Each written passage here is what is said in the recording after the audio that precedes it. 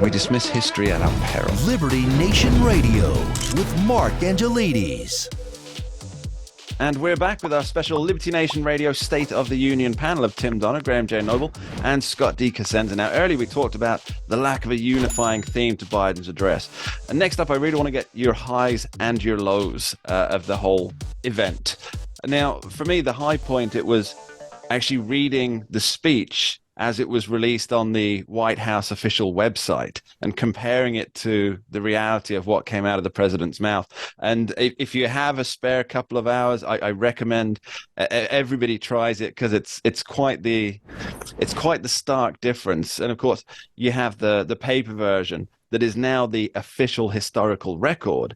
So referring to Chuck Schumer as the minority leader, as President Biden did in his first few minutes, when he has the teleprompter words in front of him, that now goes the way of the memory hole. So that was the high point for me, reading through that. But I guess I'd have to say that was also the low point, because historical revisionism, we don't like it. You know, it's in 100 years, people will be studying the speech and not realize that Joe Biden can barely string a sentence together. Graham, what about you? Well, the low point began when he started speaking, and it ended when he finished speaking. I thought of particular interest was the fact that he actually went off script, literally went out of his way to express his admiration for Chinese President Xi Jinping. That, to me, that was incredible, where, you know, that had no place in that speech.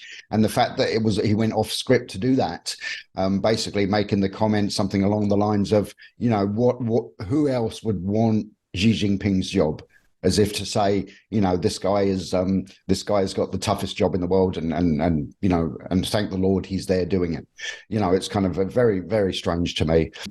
Other low points, of course, were his touting of certain economic achievements, which were, if you look at them in the correct context, they were all nonsense. I mean, the record job creation, and the inflation coming down, despite that, you know, inflation peaked at a horrendous number, you know, of something like north of 9% last year, and it's still 4 points up on where it was when he took office. And yet he's lauding the fact that inflation come down, and of course, again, the whole deficit reduction again. I mean, we could get into the weeds of the numbers, but basically, that whole record deficit reduction is also nonsense, because essentially, you know, in all of these areas, we're doing nothing more than returning to pre-pandemic levels. And in many cases, we're not even there at those levels yet.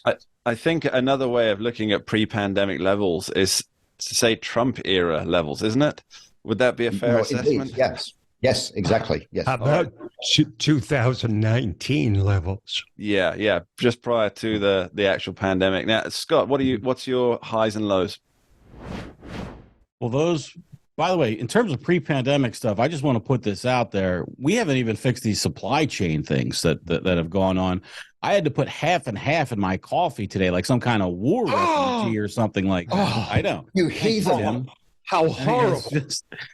This is the kind of thing we're dealing with here. That's unconscionable. Here in the States. By the way, I just wanted to say, I'll get on the phone to Transport Secretary Pete Buttigieg. Graham, your take on the Xi comment.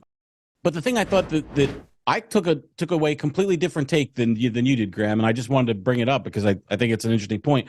To me, Biden seemed to be saying, we have so owned China that nobody wants to be president of China because that's how awesome we are in crushing China. That's what I took away from it. And but by the way, I also thought, like you did, it was a staggering divergence for what purpose? Like, we're dunking, like, to me, it was like we're dunking on China.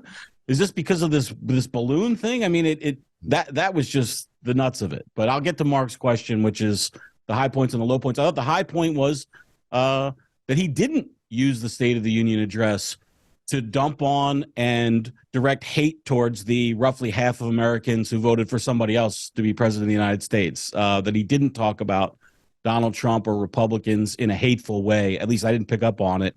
In any meaningful way that I've seen him do so many times before. I had a conversation before the speech with a relative of mine who will go nameless, who said, gee, I just wish that we could do without all the, the vitriol. And I almost, exploded because this person, voted for Biden. And of course, that's where so much vitriol had been coming from. So I think it's a real high point that he didn't do that. I don't know that there's any good moral reason, behind it, except it probably isn't polling very well. But that was the high point, I thought. And I thought the low point was for him to exploit the death of Tyree Nichols for applause and discuss like the need for change when he literally has done nothing as president of the United States now for a year to stop what he can do. I mean, he can direct the Department of Justice to prosecute local police departments who violate the civil rights of their citizens.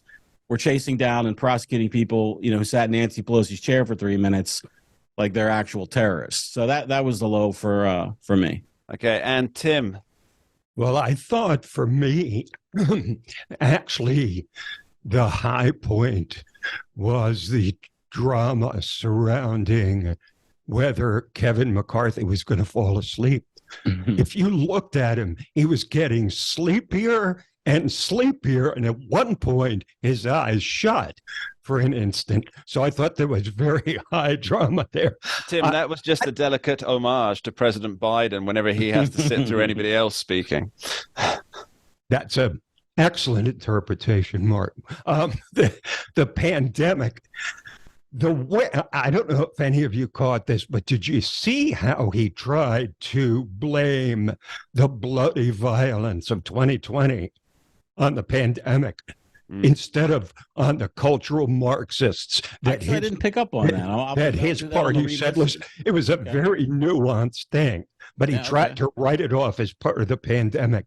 The disingenuousness of his concern about fentanyl when he has overturned dozens of Trump regulations that have opened up the border and allowed records amount to come through. And he tries to act like they're really on it when they're not. Coming up after this short break, we'll be reunited with our special Liberty Nation panel to discuss the political realities for Biden's speech and how it bodes for Biden's 2024 prospects. Don't touch that dial. We dismiss history at our peril. Liberty Nation Radio with Mark Angelides. Entertaining, informative, and just plain fun.